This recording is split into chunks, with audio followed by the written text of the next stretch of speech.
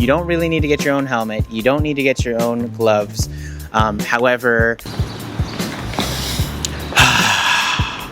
happy Sunday, guys. If you clicked on this video, then that means that you are interested on getting into racing. However, you're in your 30s or your 40s, or sometimes you could be in your 50s. And have no fear, my name's Angelo, and I'm gonna be talking about how you can get into racing at this age with no skill at all, and where we should be really starting. Now, if you know my journey, then you know that I am in no form a professional driver right now. However, I'm still trying to get to that level, and I'm just gonna basically tell you my route on how I got to where I'm at right now.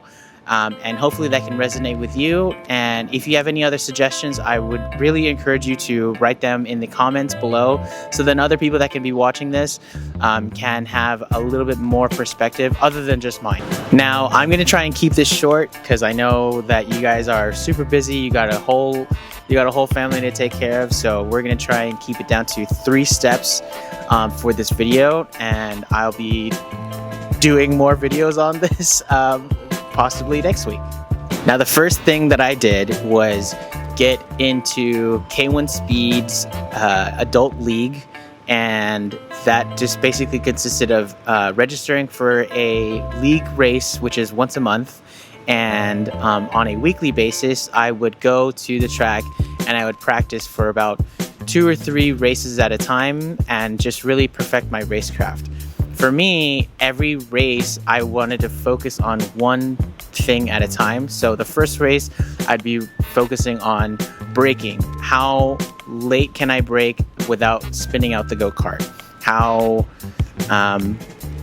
do I really need to be braking at 3 different turns, or should I just be focusing on weight shifting instead of braking? Because when you brake on a go-kart, you stop the RPMs, and it can be really hard for the go-kart to move faster or switch back from braking all the way to full throttle when you brake all the time.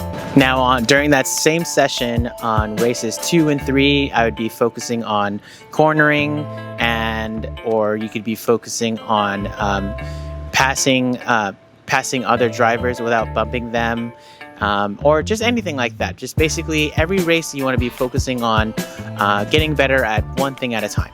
Now, step 2, or tip number 2 that I did, was I wanted to feel more professional, so I got my own helmet. Now, you don't really need to get your own helmet. You don't need to get your own gloves.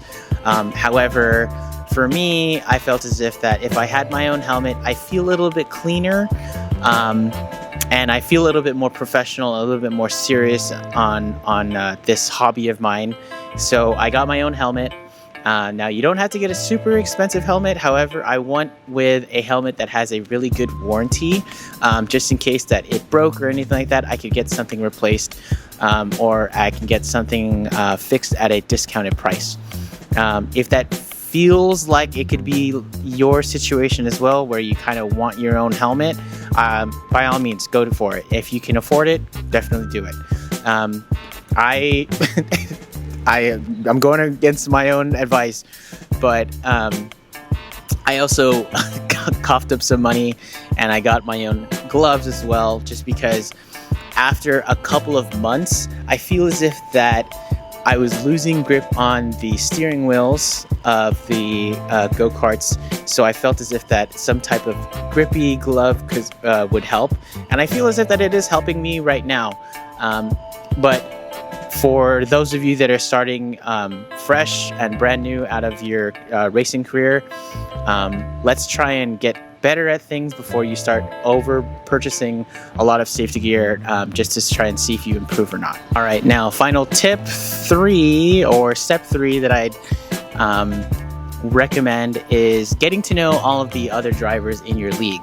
If you're in a K1 GP league, or you're doing outdoor go-karting, or anything involving regulars that you see on a regular basis, on a weekly basis, definitely try and introduce yourself around.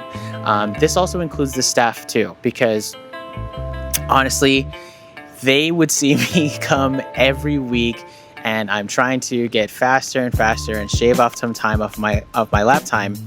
The more familiar you are with these people, introducing yourself, asking them what their name is, the more tips that they could be giving you. And that's super valuable too, because the community around racing, especially as an adult, it can be kind of hard making friends as adults, right? So if you just want to introduce yourself, be courteous, be nice, it can go a long way, and they could be teaching you a lot of tips and tricks around the track that you wouldn't figure out on your own, and you could also be invited to doing some practice runs with other Grand Prix drivers, or just people that are trying to be just as competitive as you. So I really would recommend to get out there, meet everyone as much as possible, but also try your best to stay competitive. Don't be a pushover on the track. You can always be friendly off the track, but then when it gets down to it, and the green flag drops down, you really want to stay competitive. All right, that's all I have for you guys today. I'm super excited for this week's Grand Prix, which is today. If you're local in Burbank, I encourage you to stop by Burbank K1.